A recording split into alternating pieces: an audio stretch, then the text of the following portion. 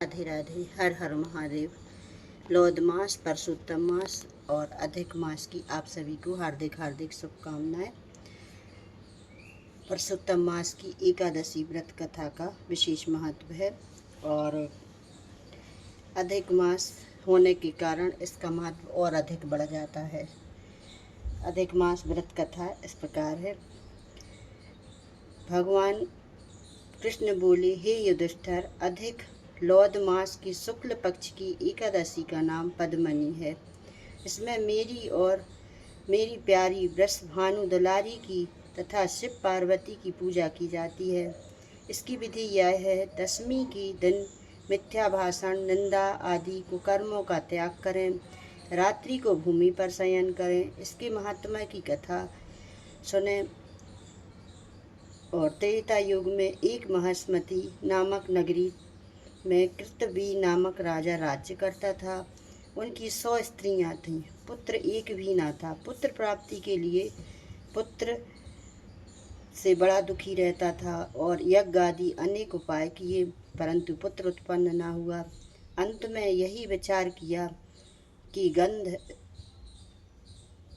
गंधमादन पर्वत पर जाकर तपस्या करूं।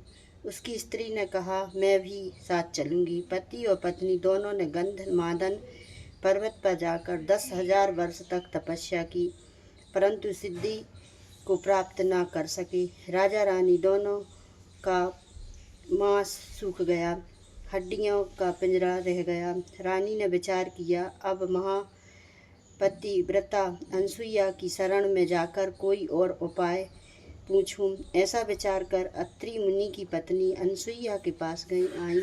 दंडवत पूजा कर कहने लगी, मैं राजा हरिश्चंद्र की पुत्री हूँ। पति के साथ तपस्या करने आई थी, परंतु 10,000 वर्ष व्यतीत हो गए हैं। भगवान रूठे ही रहे, पुत्र एक न दिया। उनकी प्रसन्नता का कोई और उपाय बतलाओ, जिसके करने से हमारा कल्याण हो। अनसुईया ने उत्तर दिया, अधिक मास में जो 32 मास के बाद आता है, उसके शुक्ल पक्ष की एकादशी का विधि पूर्वक व्रत करो। ऐसा अजय पुत्र मिलेगा, उसको जिसको रावण भी विजय ना कर सकेगा। अतः प्रमदा रानी ने पद्मनी एकादशी का श्रद्धा से व्रत किया और कीर्तवी नामक एक पुत्र को प्राप्त किया। कीर्तवी महाप्रतापी राजा था। देवता दैत्य सब उसको प्रणाम करते थे।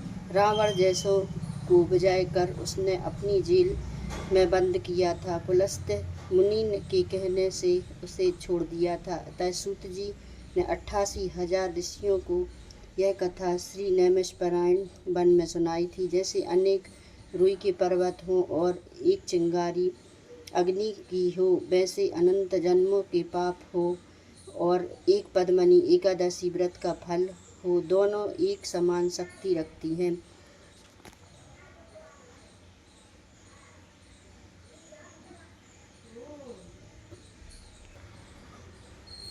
राधे राधे। जय श्री कृष्ण। हर हर महादेव।